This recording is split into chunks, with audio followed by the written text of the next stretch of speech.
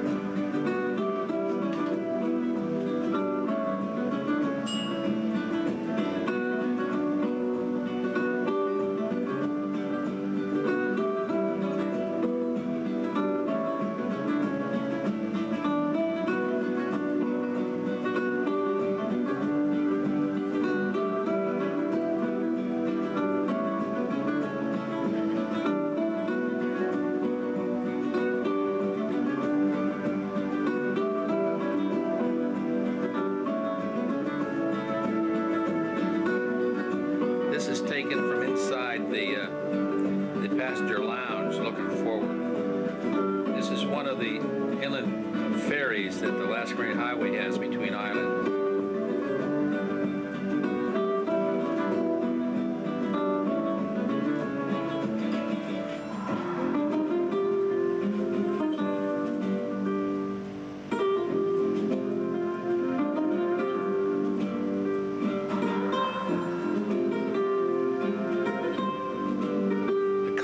That's in that plane were late reboarding the ship. I believe this is Sitka, and they didn't get back in time, so they had to fly ahead and catch the next stop.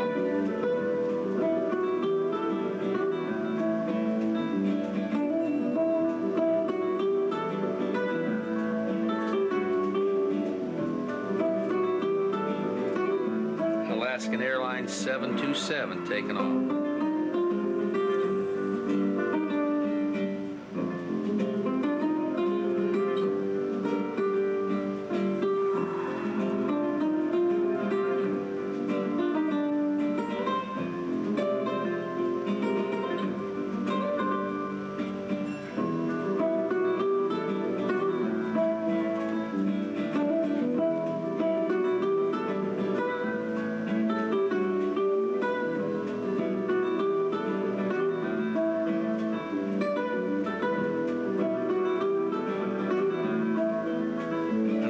The Alaska Marine Highway, a small ferry.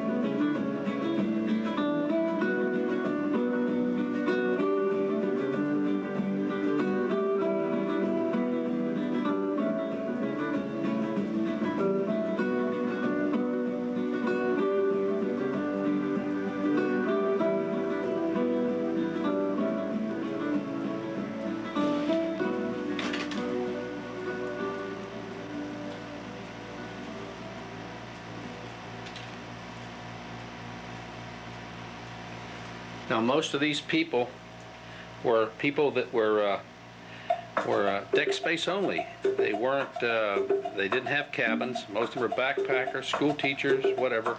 So a few motorcycle enthusiasts that come and go. This is an interesting ship with a very interesting group of people. One woman from National Geographic, old gal, was there to research bears. She was on her way to Mount McKinley. Very interesting. We did tour Ketchikan, Sitka, Wrangell, the different stops we made. We did get off and see, for a short time, the highlights of those cities.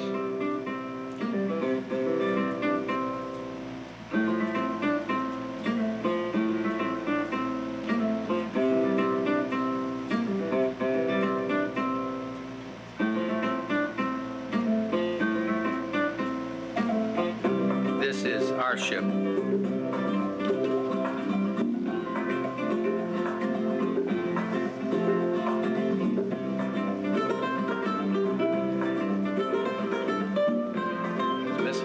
And Miss Loomis, they stole aboard and went along with our group on our reservation. They didn't hike with us, but they were there.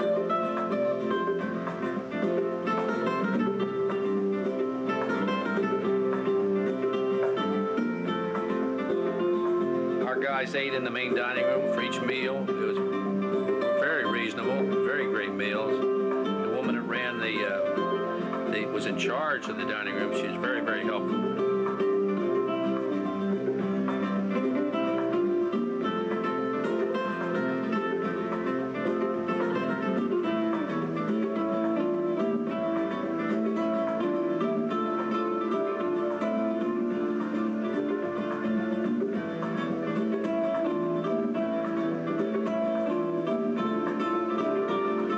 Everything in Alaska is made of wood. It's famous for its timber, of course, and steel is expensive. So homes, docks, everything really is made of timber. We did see very many American bald eagles. They nest in the trees along the inland passage that we're on now, and they fish. Great fishermen.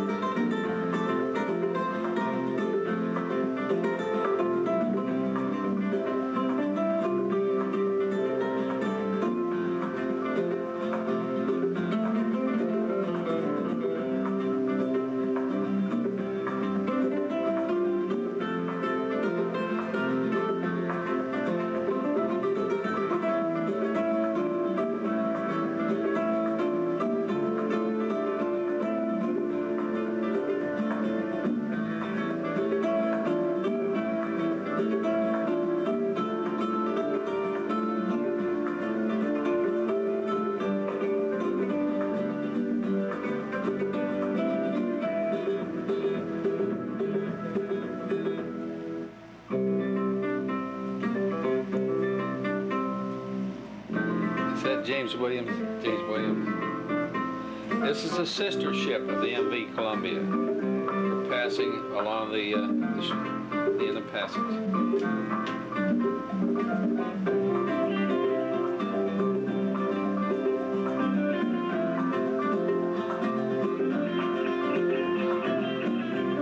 This is the end of June, early July, and when you have cloud cover, it's cold.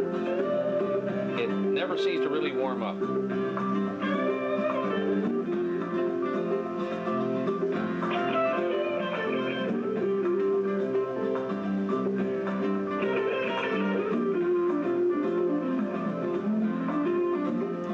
This is how they transport their timber, by tugboat, loading logs.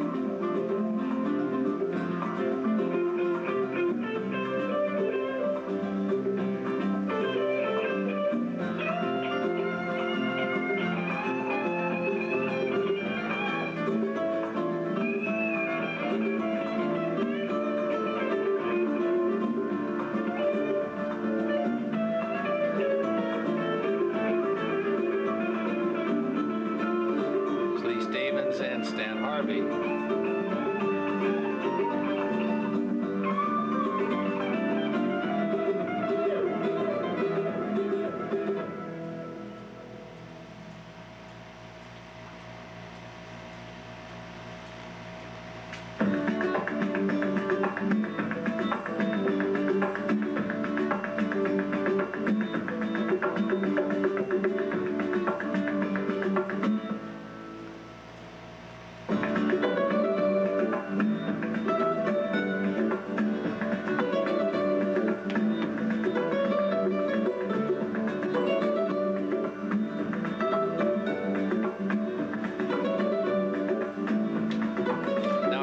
This is right in front of the area where we are. This is the very fantail, and when the sun is shining, people lay out in the sun themselves. Within a matter of minutes, the sun disappears and people run for jackets.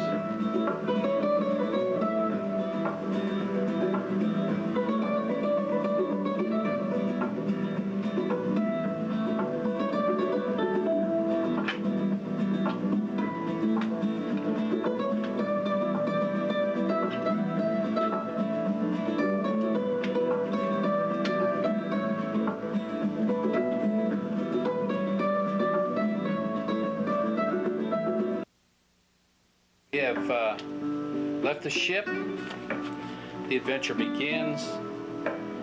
We're now in Skagway, and it's the next day. We spent the night at the Methodist church. There's a little Methodist church that has an auditorium, and that's where we are spending the night, on the floor of the auditorium.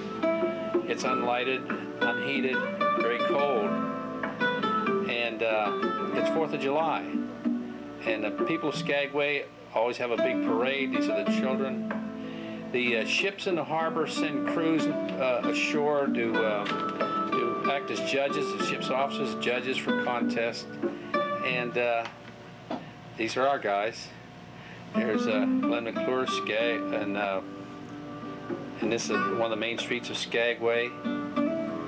That's a Gold North Hotel with a dome full of authentic antiques.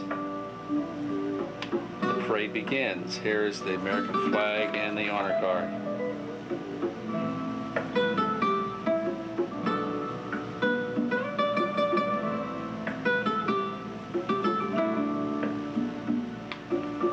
All these buildings in Skagway are authentic, and the National Park Service makes sure that this doesn't change.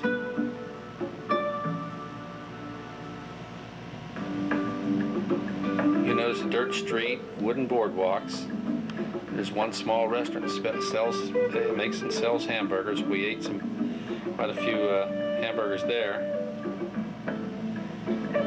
This group is a group from Canada.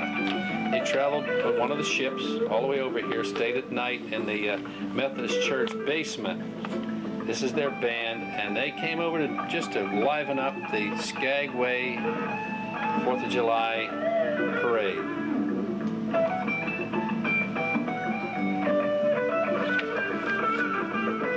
This is their equipment van. The City of Kinsman.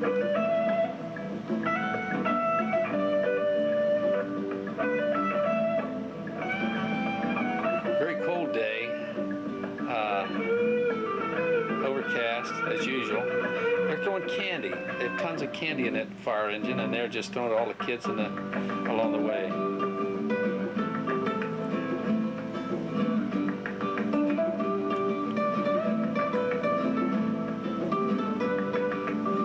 For the women, they had rolling pin throwing contests. They had foot races. For the older guys, they had this is a railroad town, and they had spike driving contests for the men. There's the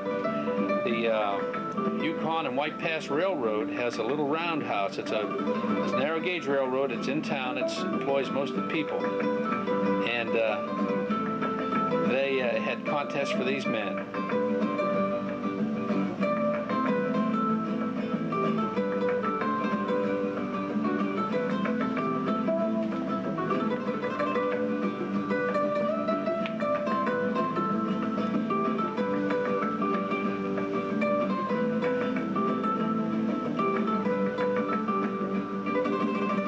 Stores that sells nugget jewelry. This is the part of these people have a play that plays every night in one of the club halls, and the man in black is supposed to be Soapy Smith. He's one of the legends of the early days of Skagway.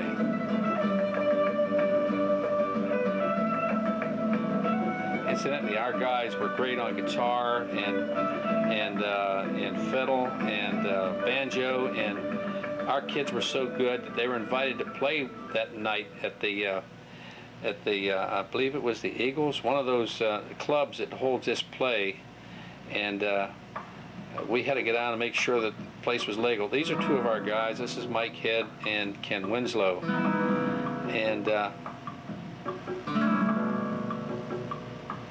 I don't know those guys. Now, the town is so short that the parade actually goes up to the end of town and marches back, so you see the parade twice.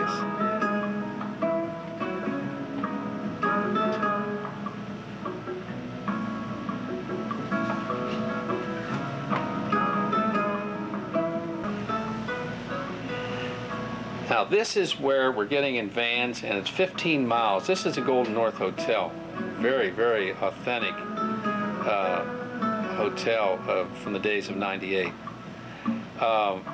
This is the way out. We're in our vans. We rented these vans to take us to the trailhead, the frontier town of Dyea. Now that town no longer exists. The only thing there are the foundation of buildings, and this was where all the gold rush of '98 really started. And this is the sign along the trail telling us that this is the places where we can spend the night, where there is, water and a place for shelter in some cases. Our guys they've worked a long time, worked hard for this, and they're looking over these mountains, not sure whether they want to. This is where we have to go, and they're having second thoughts maybe. Glacier, beautiful glacier. There are over 10,000 glaciers, I understand, in Alaska.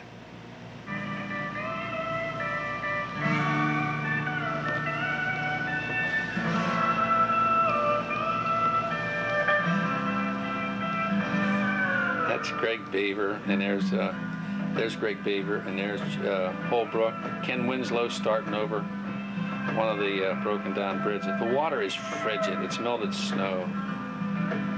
Melted ice and snow.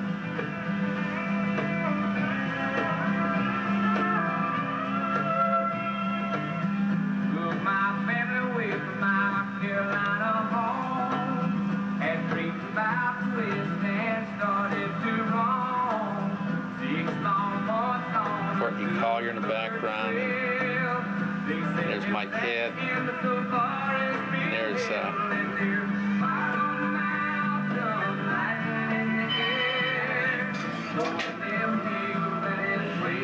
Alan Bramlett. I don't know. Well, there's Glenn McClure testing the water.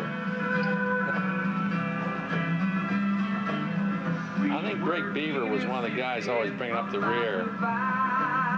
Doing everything we found just to stay alive. Go blow free like the whiskey in the bar. Well, that's Courtney Collier. The big thing loading, Sid was star. As you can see, the packs were very, very, very, very heavy. We had researched this and rehearsed it and take a lot of side trips. This is an old trapper's cabin. It's still there. Nothing seems to go bad in this because of the very short summer and the frigid weather. Things just last.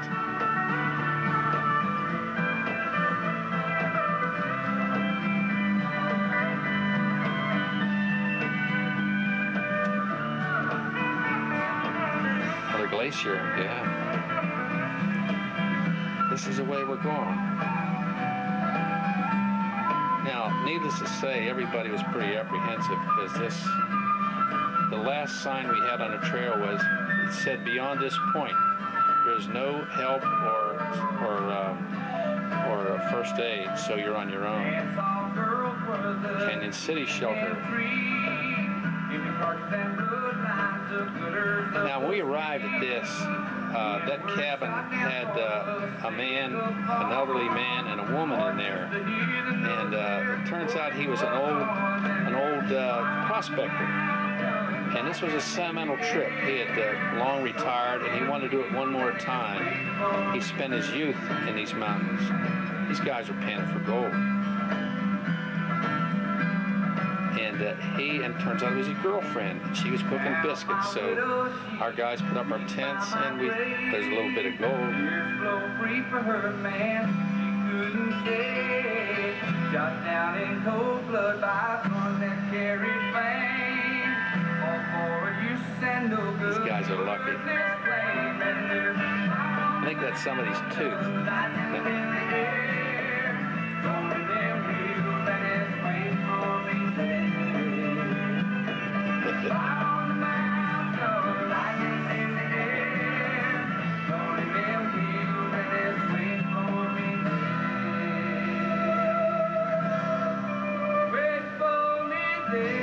Now, one time the guys really did come up with a big nugget. That's Charlie Little. That's our banjo player.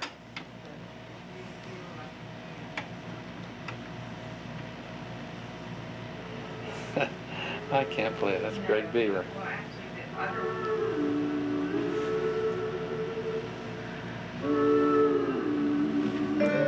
Tracy Thrasher. The snowflakes fall as winter comes, and time just seems to fly. Notice the overcast, very cold. As I said, the water's frigid. That makes me want to cry. My heart is sad like a morning dove that's lost its wing in flight. Hear the cooing of his lonely heart through the stillness of the night. Whispering pines, whispering pines. In one shot here pretty soon, you're going to see a skeleton hanging in a tree. I took a picture of it, and I can't believe that it was there. I don't know anything about it other than there was a skeleton hung in a tree. This is another shelter. I think this is a sheep camp. Still, we stayed out in our tents. I think most of us did. We met one other man on the trip, young, very rugged guy, and he was a corrections officer for Canada, and he was a survival expert, and he was living off the land. And so at one point we always had extra dry pack food. So we did share it with him. He was glad to get it. Very nice guy, very intelligent guy. Now you can assume that a lot of this land that you're seeing, a footprint has never been put on it. This place is so vast. Sheep camp. Whispering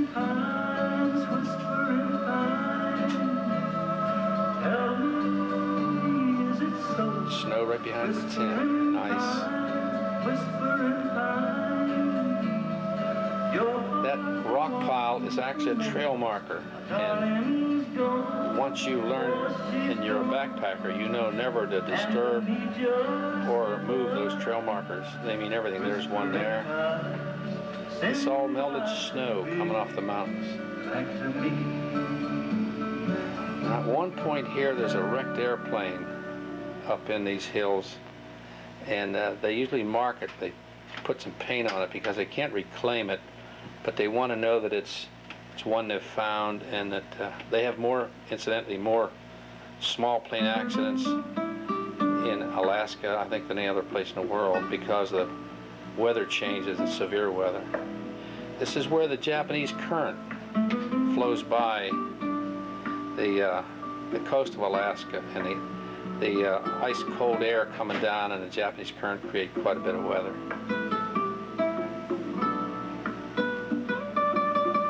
There's where we have to go.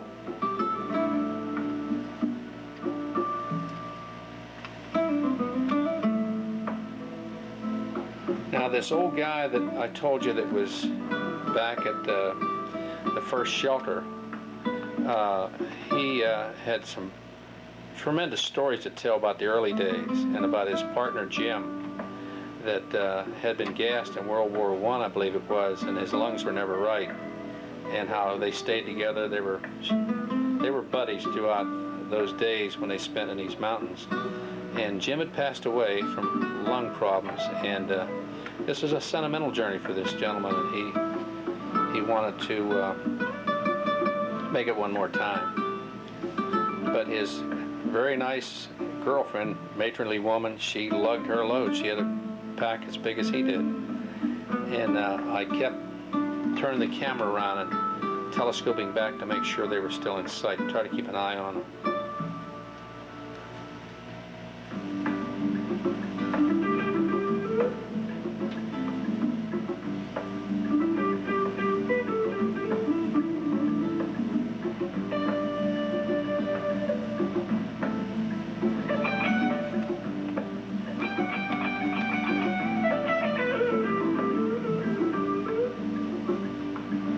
The route we have to go for today.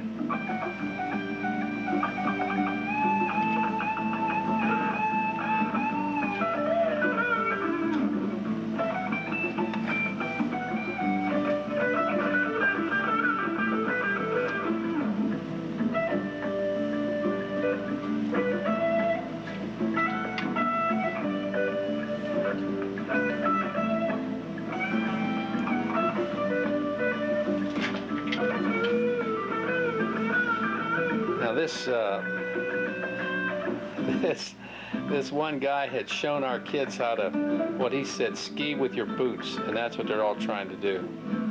This is a break in the routine. Florida boys playing in the snow.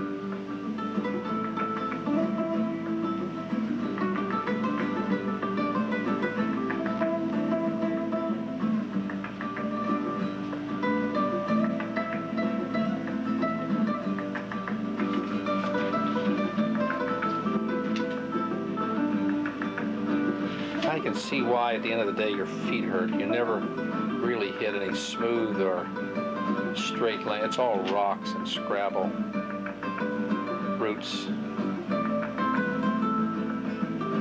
Especially when you load about 80 pounds on your back.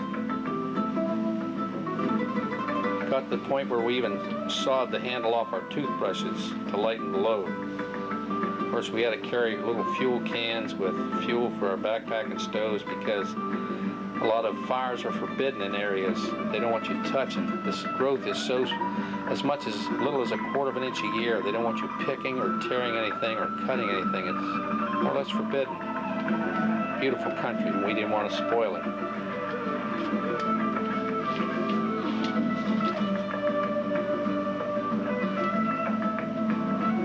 You can see the size of the packs and what they were carrying.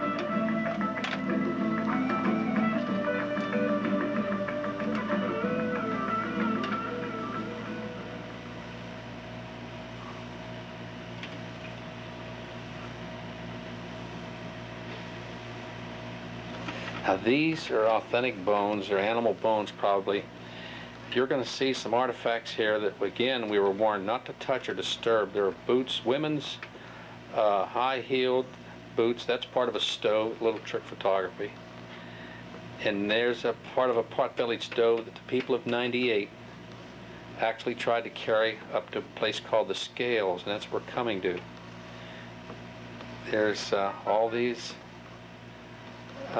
There's another part. It's part of a stove, I guess, a winch or whatever. But they had to have 2,000 pounds before they could go over into the Canadian part of the country at the Scales. There were Royal Mounted Police there, 2 of them, and they wouldn't let you cross in the days of 98 unless you had 2,000 pounds of provision. So the early pioneers of 98 would pay people to lug their stuff up to those scales and stack it. So a lot of them didn't make it. The bitter winter of 98 killed some mules, froze in their tracks standing up, so it was very rugged. A lot of the people didn't survive. That's what makes this historic.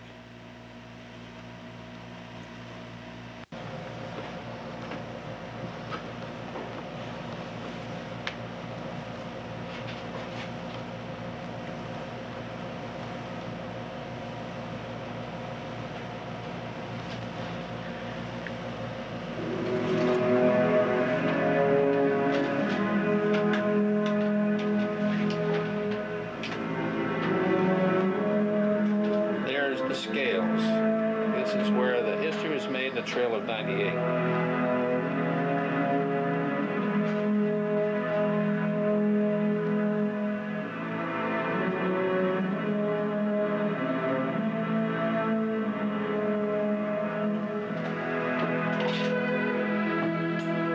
Over there is Canada, Yukon country.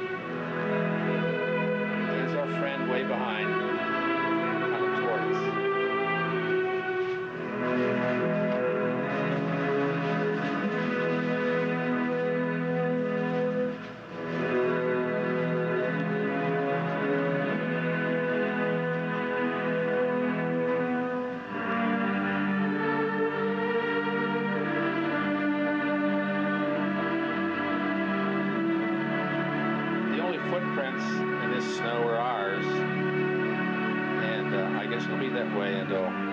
There's the last remaining the wooden structure that supported the tram that helped them over the top of the mountain into Canada.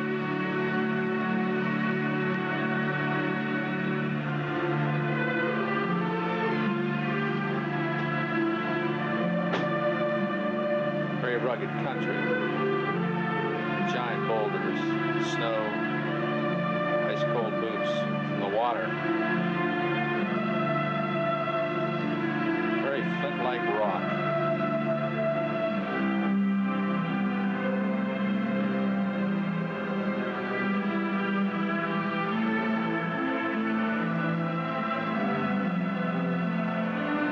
Distances fool you. They look close, but of course they're not very close.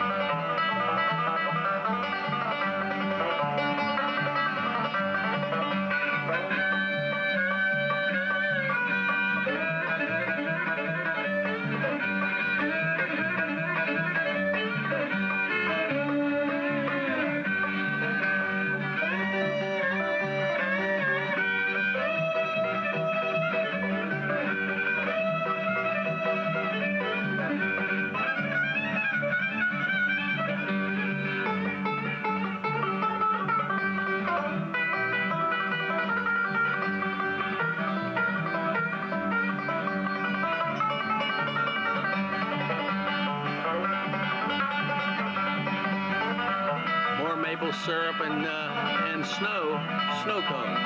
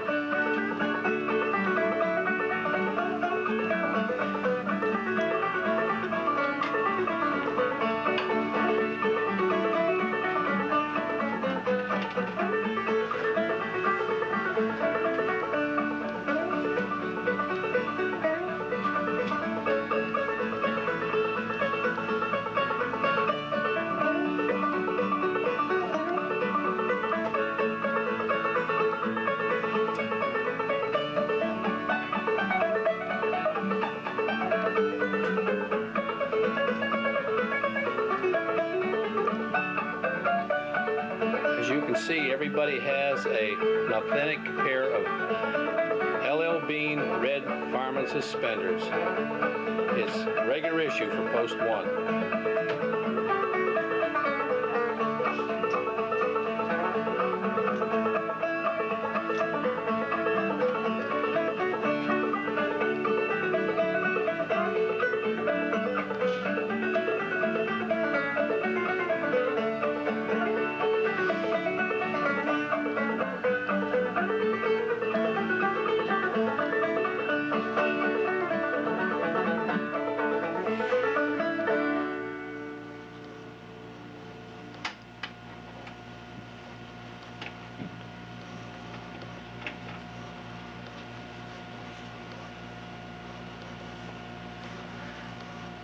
That's the way we came up. That's the road back. And we're now coming very close to the summit. The monument marker separating Canada from Alaska.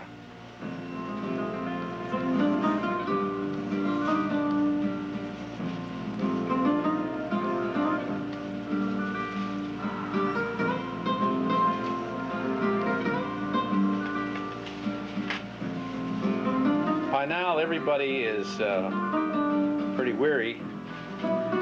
These rocks just after a while get to you. It's just no smooth sailing. Again, that's where we came from. Beautiful purple mountain. Surprisingly, we saw very little wildlife in this entire trip.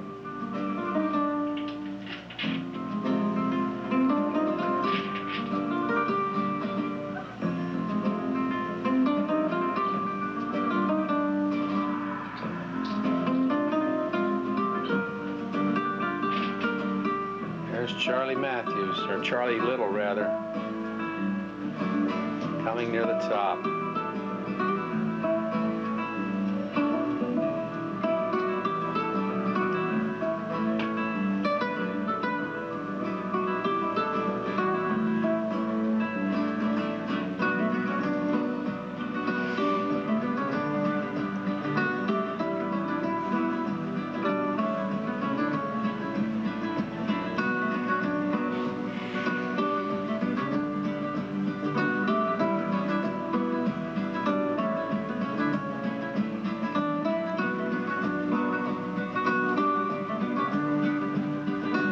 Jeff. He's going to try some more snow skiing, shoe skiing.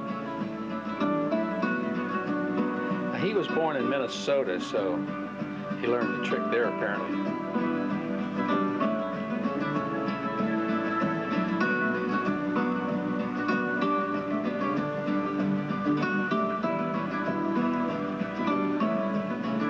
Again, that's where we came from. This is the marker.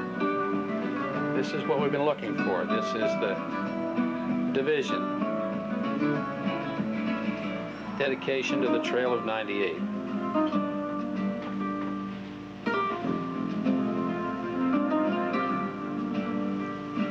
Klondike Stampede, where thousands tunneled over this ancient Indian trail during incredible deprivations and hardships.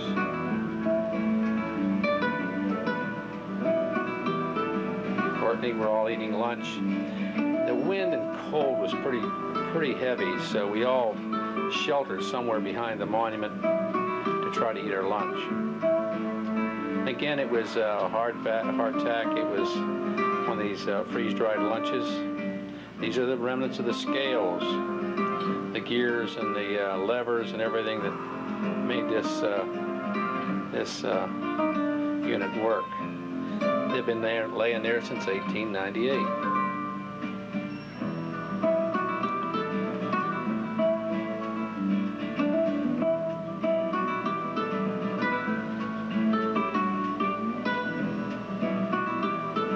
Lever still works.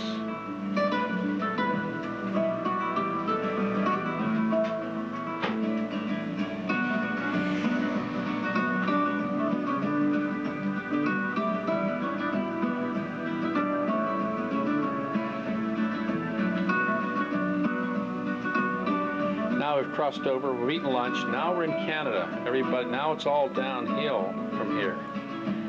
But this is the marker on the Canadian side.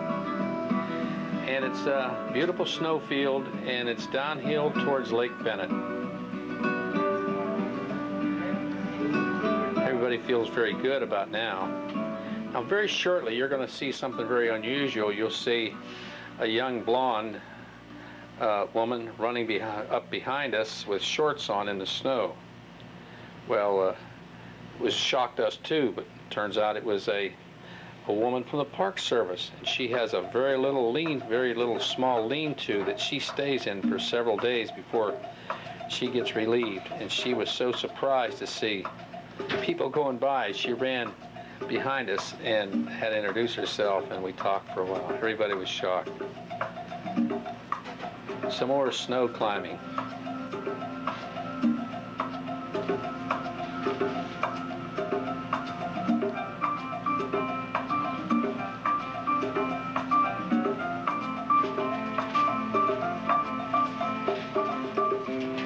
Frozen lake. Now there's an old leather boot. Things last a long time here, a hobnail boot.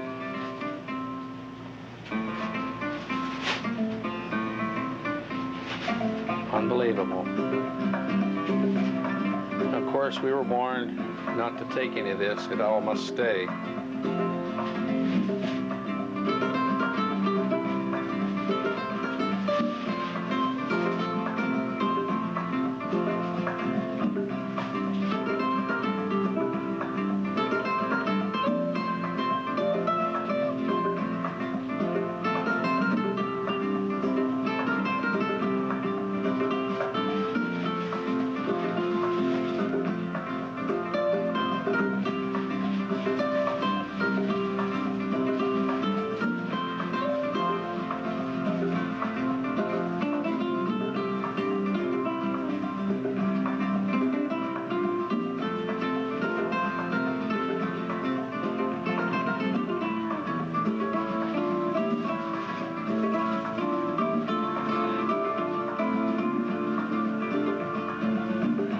Conference being held on the other side of the windbreak there.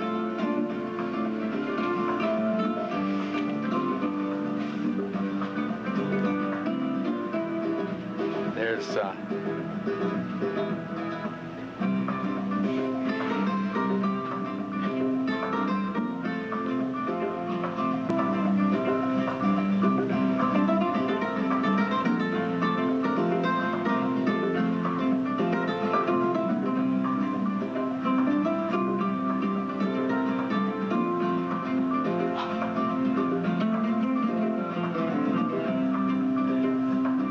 they keep dreaming for the Burger King in the sky. It's biscuits and cheese.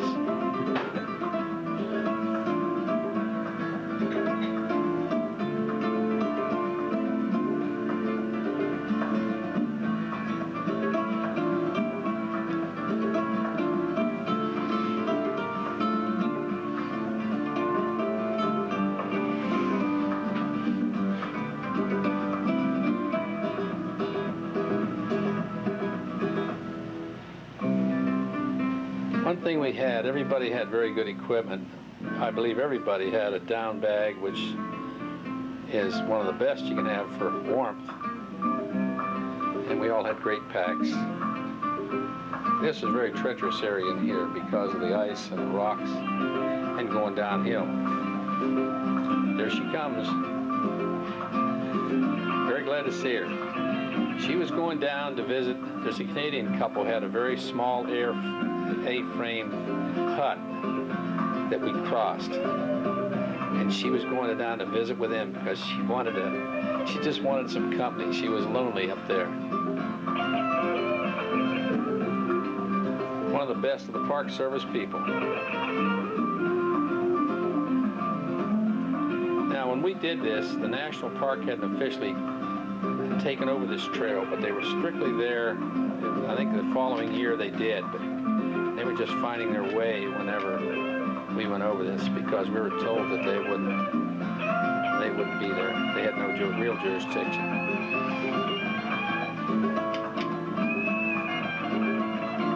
This is the A-frame that the Canadian couple stayed in. We stopped to talk to them before going on our way.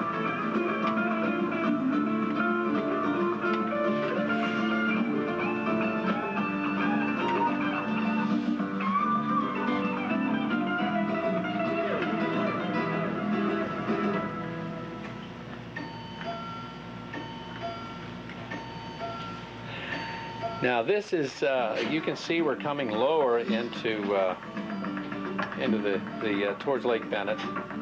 The elevation has dropped considerably, and it's there's less wind and cold. We're very happy for this.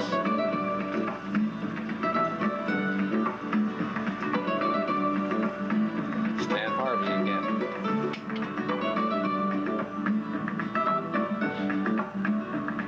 Beautiful landscape.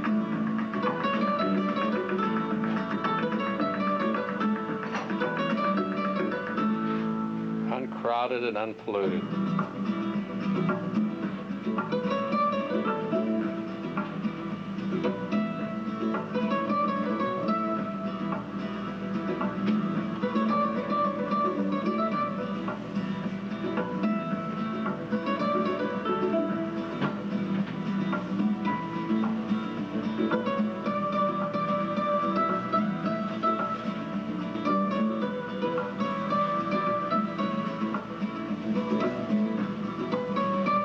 This is not a lake to take a bath in or to swim in. It'd be too cold, of course.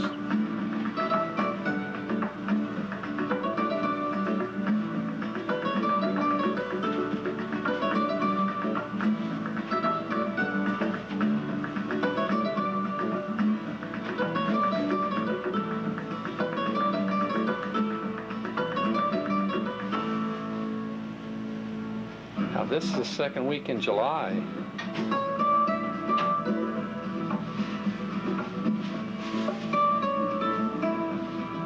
Fall is just around the corner.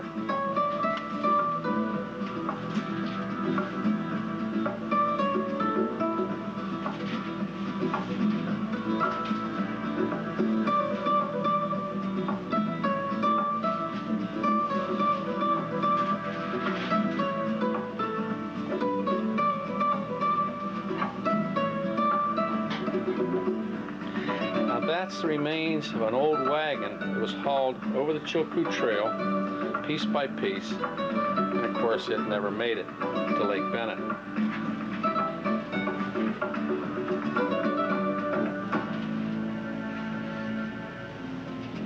All the cut lumber you see was remnants of the pioneers that crossed over this trail. The object was to carry as much lumber as they could. They crated everything, made it into sleds. And then, of course, when they reached Lake Bennett, they tried to make them into boats and sailed down Lake Bennett, 28 miles long, and onto the Yukon River and Dawson City and the goldfields.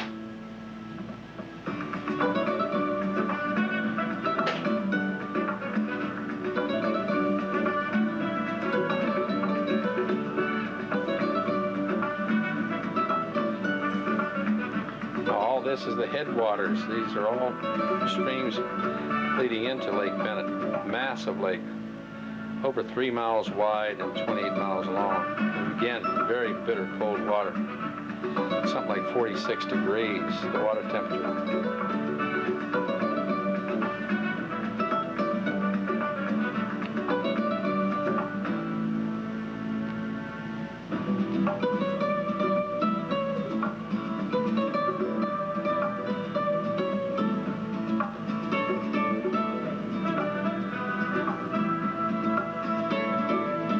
To rest and again enjoy the scenery.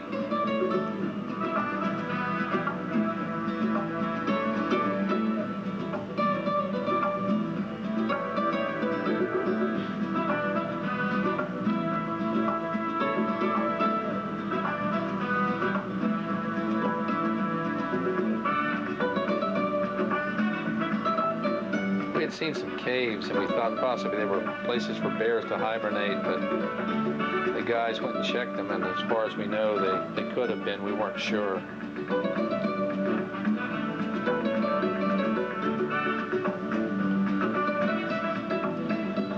Now, this is where Glenn McClure and some guys went over to inspect a snow or ice cave. Of course, they were told, don't go in this. Caves in, you got problems. And much to my surprise, I saw some guys disappear in the ice cave. But of course they made it. This is the perpetrator right there, Glenn. Now this cabin was a typical, true sodbuster's cabin. The top had sod on it, there was grass growing, there was a real log cabin. And this is where we had our lunch, I believe. And this is where we spent the day. Now this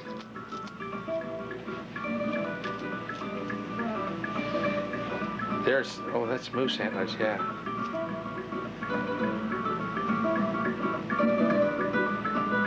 Yeah, there was a wild stream here. There's the skeleton we talked about. I still don't understand that, but believe me, it was a skeleton. Now, whether how it got there, I have no idea. There's a lot of stories we talked about that could, explain this, but nobody had the real facts. You notice how tall the trees are. We're getting closer. Now this is we've reached Lake Bennett, and this is the Lake Bennett station. Now this is where the narrow gauge railroad actually leaves Skagway, but it goes over the White Pass route. It couldn't cross over the Chilkoot Mountains, so it went a long way around the White Pass to another group of mountains. Now the train comes here, and another train coming from Canada meets at this station. Both trains, people get off, go in and have a sourdough meal, a terrific meal. It's stew, it's fresh pies, the whole bit. There's a young group of teenage girls that spend a week there. And there's quarters upstairs where they stay, and then they go back down, another group comes up for a week. And so this is where we were waiting for the train. Now this is the Trail of 98 Cathedral, they called it. Now this is where the miners, thankful that the ones that had made it, had to do something. So whatever lumber they had all these rugged men. Now, this was very rugged country at the time. They had survived the winter and made it over, so they built this cathedral. That again is something that the Canadian Park Service makes sure that it's kept up. Now these are the old snow plows for the White Pass Railroad, and it's narrow gauge.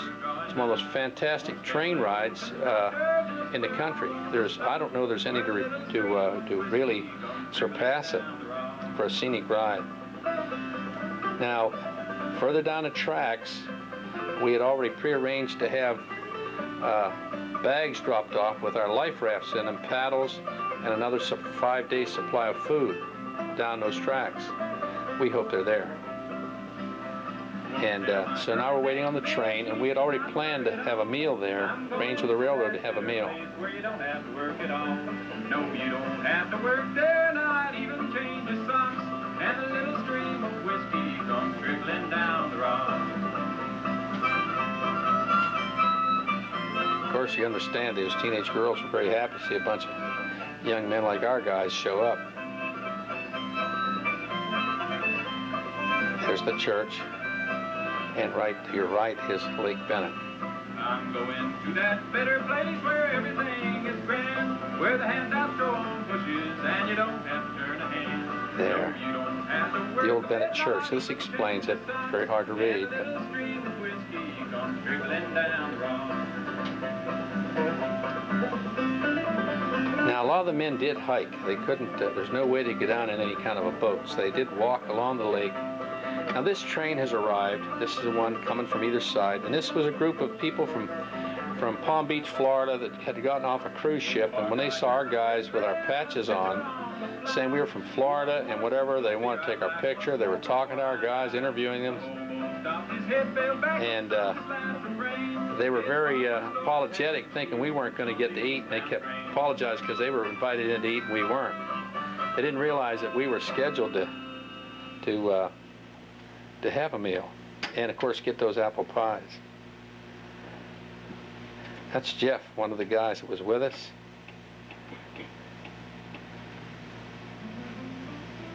People couldn't believe there's the mountains that we had come over, and they couldn't believe that we had walked all the way from Skagway.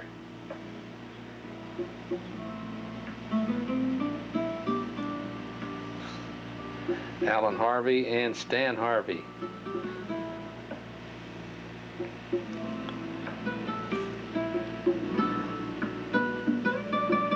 And that's Alan Bramlett. And Charlie Holbrook, that's right, yeah. And there's a train coming from the other direction.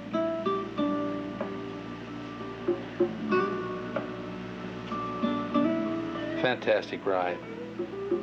Really authentic railroad. Just the scenery going around these hairpin turns high in the mountains. And they have built great big wooden shelters over the track where water cascades over the tracks down the mountain. Really awe-inspiring. These are the passenger cars. They have a pot-bellied stove in them. They fire it up apparently in the winter. This does run in the winter. It's actually a freight line also. They haul ore from the mountains down to the harbor in Skagway.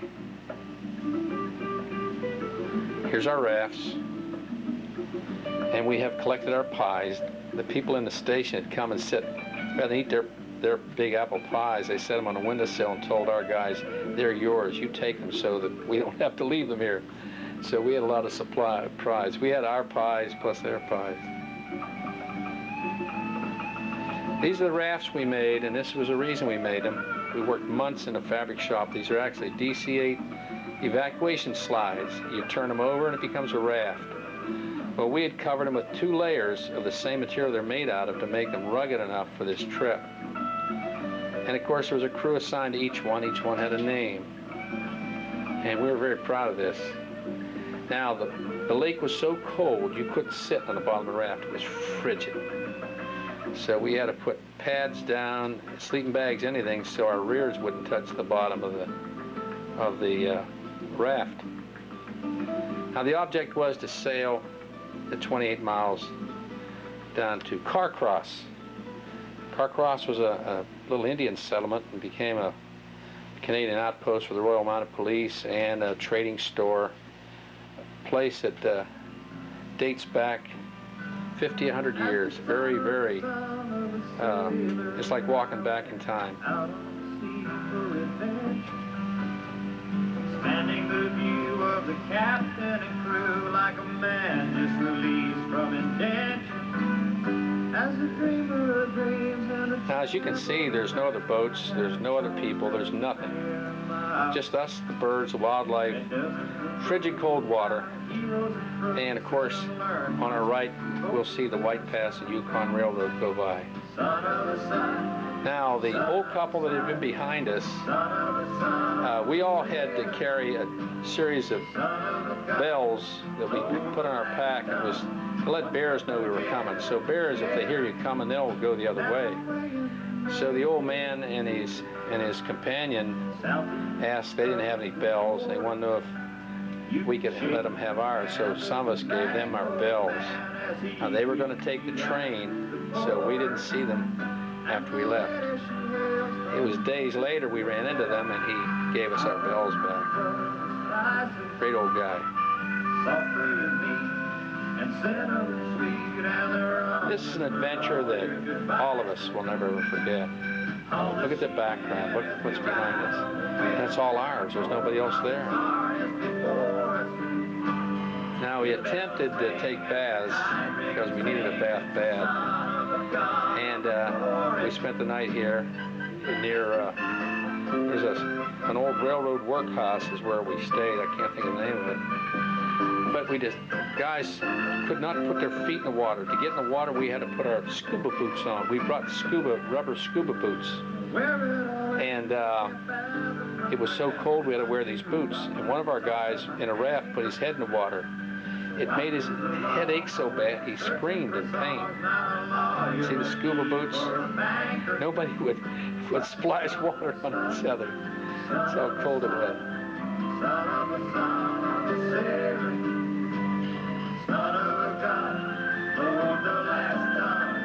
Water was 46 degrees.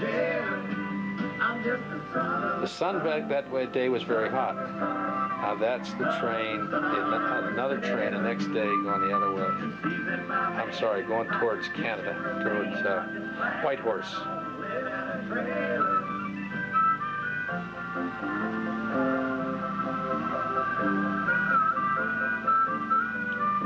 This is one train we are allowed to stand on the back platform just to watch the scenery go by.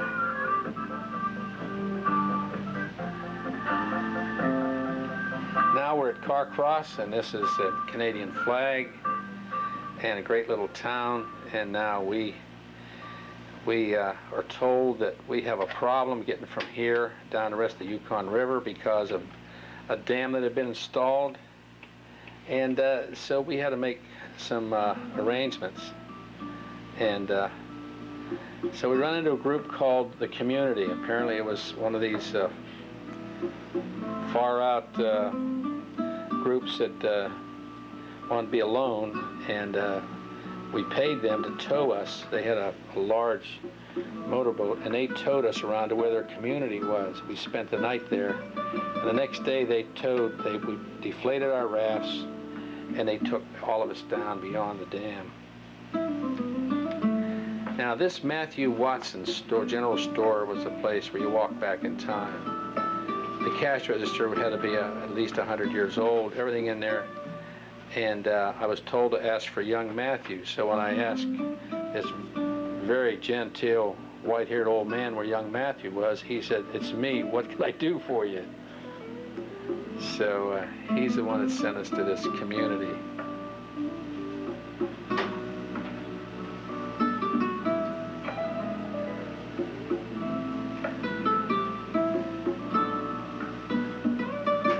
This is the dam. And we're going through it. Now you have to close the gates yourself. You help there's a gatekeeper, but you have to work with them. Now this is a group of locals. They're in canoes.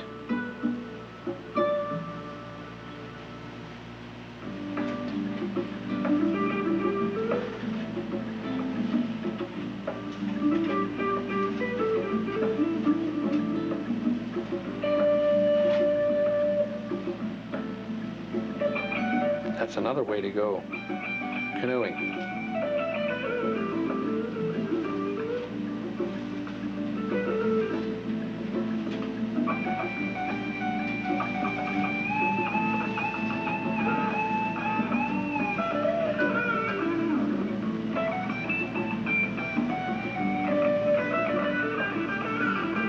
Now this is the van. This is one of the trucks that hauled us over to the dam. Now we're reinflating our rafts, and we continue on down the Yukon River.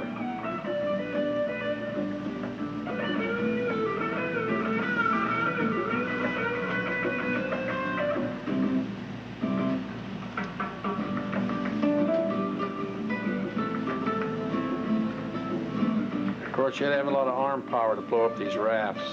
There wasn't a lot of pressure, just a lot of atmospheric pressure, about 5 pounds, but it took a long time to get that 5 pounds to fill those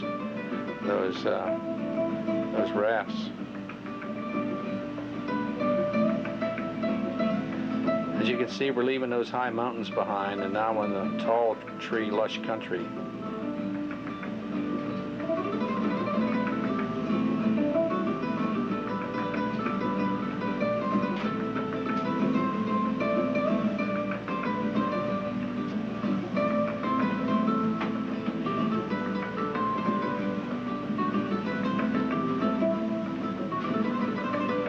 There's Alan at the paddle, and that's the Enterprise.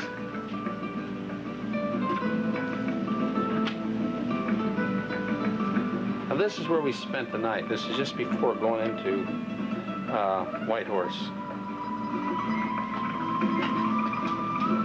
Very pleasant place.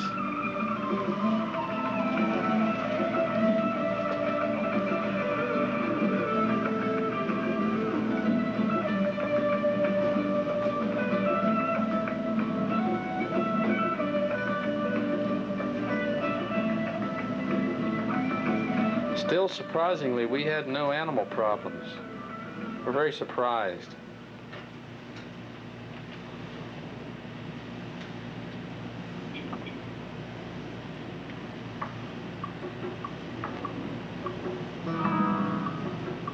Next day, and the destination is Whitehorse.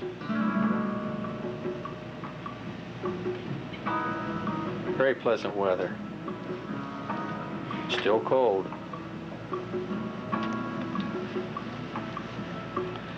Now we're coming to a place here called the Narrows, and this is where, in the old days, this was before the dam was put in, this was a very hazardous trip. There was white water, rafts were smashed, a lot of men drowned, especially because of the temperature of the water. But today it's calmer, and they have a bridge they've built over it, because we are on the outskirts of Whitehorse. Whitehorse is a fair-sized town, and but it still is. It's in the Yukon territory. There's still dirt roads, and you still get rocks that break your windshield. All headlights have a wire screen cone over them. And of course, the only way to get around any place in Alaska or the Yukon is by float plane, because of the very lack of roads. Now that is the big power station and dam that we come to at Whitehorse.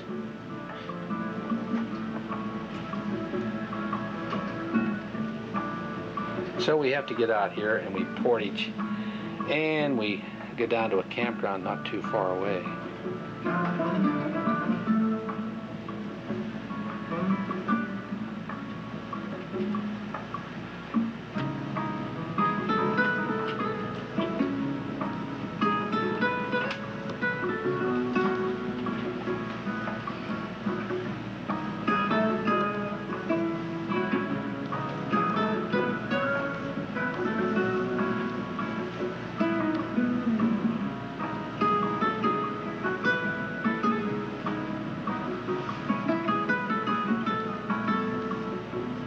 big difference from the days of '98. Now beyond this, you go on down to the town of Dawson. That was where the great gold prospectors eventually ended up. We're now at a campground outside of Whitehorse. There's a log cabin trading post, and we've set up camp here. We came across some Japanese mountain climbers that were pretty banged up, that had apparently been to, I understand, had been trying to climb Mount McKinley. They were pretty banged up. And we're packing our rafts because now we're going to head on the train. And incidentally, that's old McClure, and he's going to, and that's what they're going to do. They're going to let these kids ride some of our rafts. But we ended up, back then in Miami, there's a WWOK radio station. So one of the guys with our group, he was an announcer for WWOK as a young, he was only 16, but he was part of it, and we broadcast to WWOK in Miami from there. Here's the train. We're back at the train station in Whitehorse, and now it's back to Skagway. We felt like heroes because we had done everything we set out to do. Everybody come through real keen and safe, and we had a fabulous trip, but we're still a long ways from home. We still have to go back to Skagway, wait for the ship, the MV Columbia, and board the MV Columbia, and then 4 days and 3 nights to Seattle, and of course Seattle home. Now we turned out one of our guys was a railroad hat collector, and we got on this train. We always counted heads because we have missed some guys, late, misplaced, in a bathroom, wherever. Counted heads, one's missing, can't find him anywhere. Turns out he's up in the locomotive trying to talk the engineer out of his hat. And we had to hold up the train before we found him. And of course, he got chewed out for it, but he got his hat. This is inside the car. We're on our way home, and now we'll show you some of the scenes of this ride.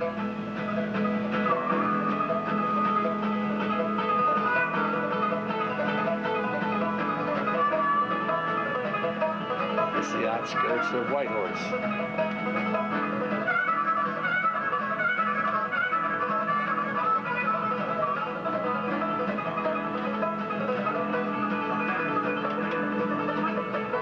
This is a steamboat that was used for years on the Yukon River, and it's high up and dry, and it's now a hotel, motel, whatever.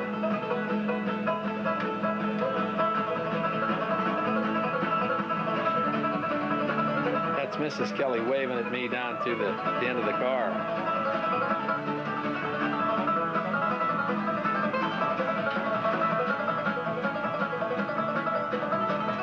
Canadian flag. Great country, Canada. Great people. Now we're at that was a Caribou Station, I believe it was, something like this. We're on our way to Carcross, the one we crossed before. There's Matthew Watson's store, great old Matthew Watson, the younger.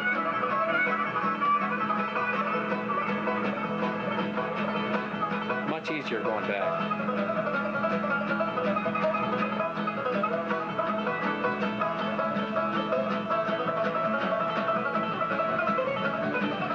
There's a group of Indians who are on the beach there, and Indian tribes still apparently stay together and live in their own community in this area. There was one further up that we had passed. There's somebody on the river, on the lake rather.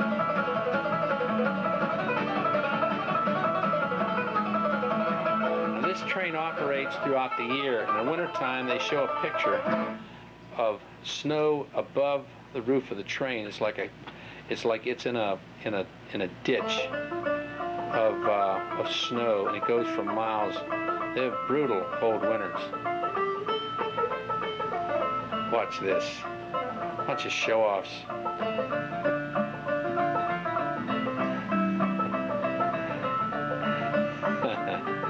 The Post One ballet.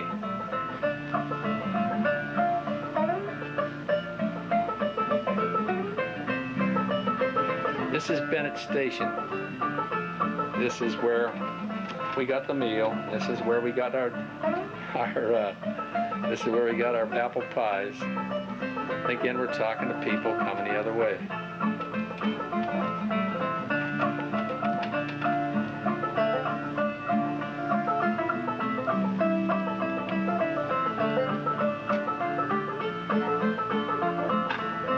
We're coming to those old snow-capped mountains in the background.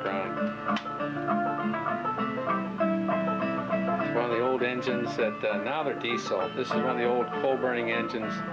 There's the Bennett Church, Bennett Cathedral. They claim they still use these to push the snow plows when needed. These are one of the snow bridges to keep the snow avalanches from coming over the tracks.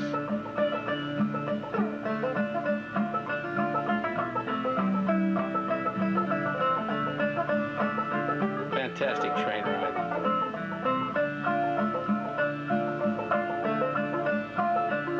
At one point this train stopped and we wondered why, and the conductor, of course, he wears a leather vest with a gold chain, a leather hat, leather cap, and here there was a backpacker along the tracks, and he's talking to him, and the guy had an antenna sticking out of his back, and it turns out that he works for the railroad, and his job is to make sure that the tracks are safe, and he walks this by himself and maintains the track. This is the way it's done all year long.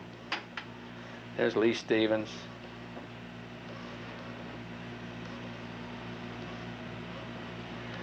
And another bridge. The valleys, we'll see some cars, maybe they're in the film, where some cars have gone over the side. It gives you a chill when you look down and see one of the cars down there.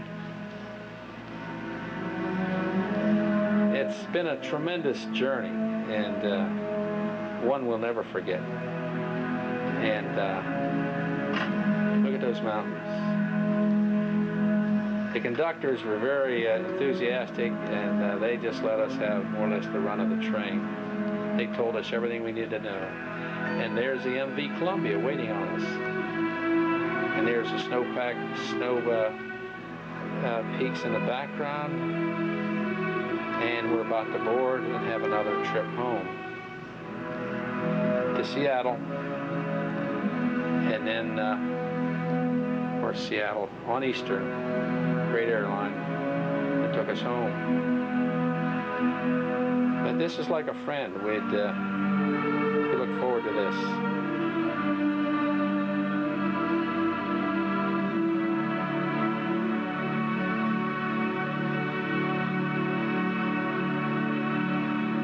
Now this trip is made by nurses and secretaries and people with bicycles, people that put a pack on their back and go out and meet nature on its own and enjoy it the way it is without any fancy frills, whatever.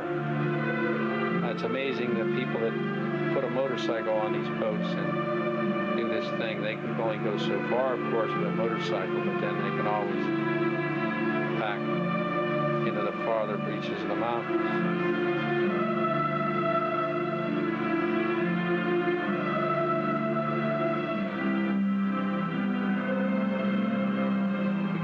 Spot. There was two guys there from Outward Bound. Outward Bound is a school for training people like no other. It's I'm sure you've heard of it. Well, they were asking me about who our guys were and what we did, and they were very, very impressed. Made it a point to tell me how impressed they were with our people. They thought it was fantastic what we were doing. This ship still travels, still doesn't leave from Pier 48, leaves from another pier that's going to understand it's changed. One of our guys played a harmonica, so the chief in the engine room was a harmonica bug, so he heard him playing, so he came up on deck and he brought all his harmonicas, so we attracted a crowd with him playing beautiful harmonica of all types and sizes. And we met no unfriendly people anywhere we went. One old gentleman with a cane saw our American flag on all our kids' shoulders on the ship, and he was elated. He said, "I'm an oil man from Texas, and when I see that flag on a young man's shoulder," he said, "I'm so very proud." And he made it a point to say if we were in his part of Texas, we had to look him up. He had to be in his 80s.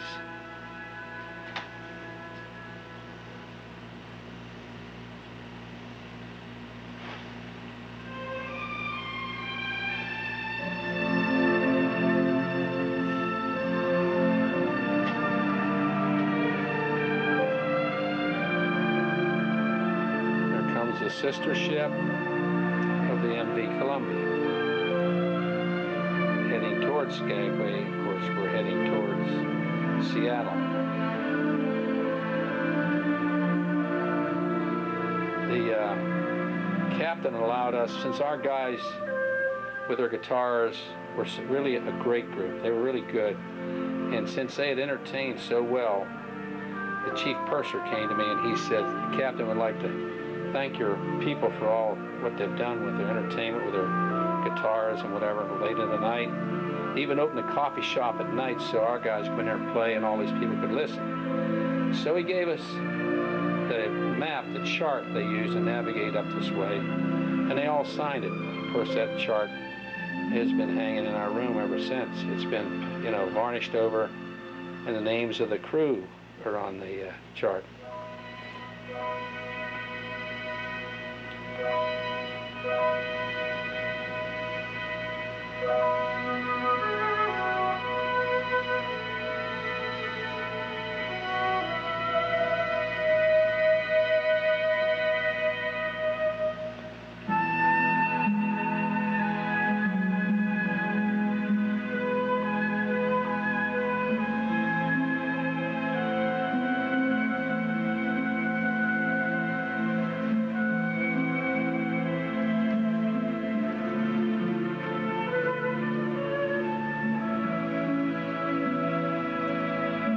Going out fishing.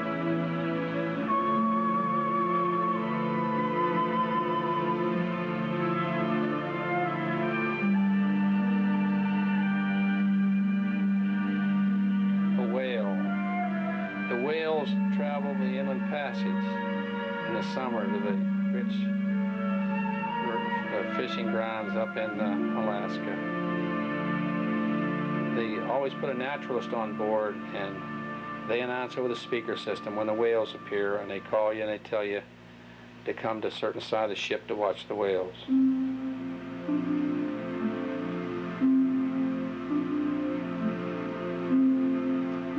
There's Seattle in the distance. Beautiful Seattle. Mount McKinley.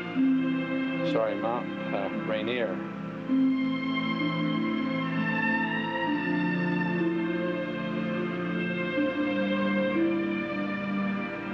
Our packs are stowed, packed, ready to go. And now the struggle to find a transportation to go to a motel and then go home and tell our stories.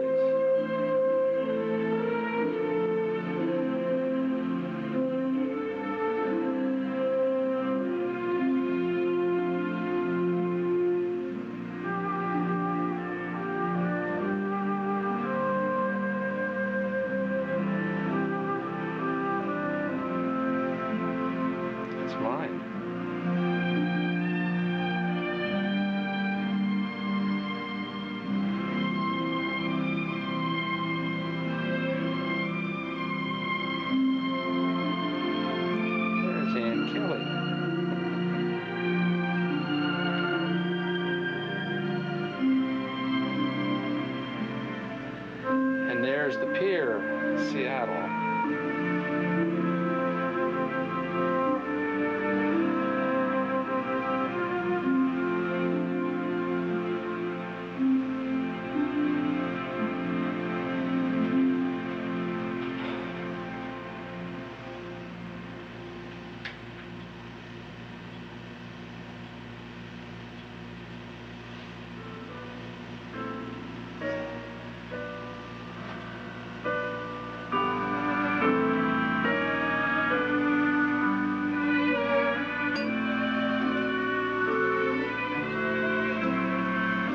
As it turns out, there was a bus strike in Seattle.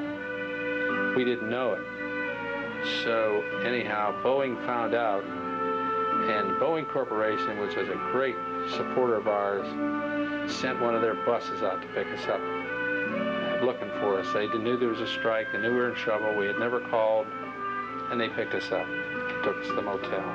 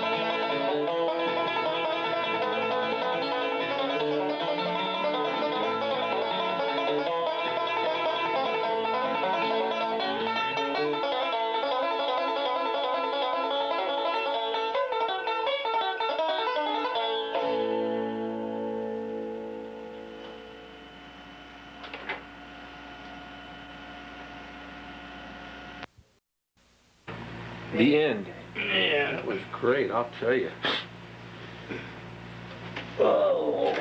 Yeah, we only have one thing that we want to change. Yeah, we weren't happy with a couple things there. What? We're going to go back to the beginning. You're gonna take You your can't pill, change- You want a glass of milk or Yeah. a Lexington? Yeah, take your pill. You've been standing up for 3 hours. I You're know. supposed to have it after it eats. That's all right. That's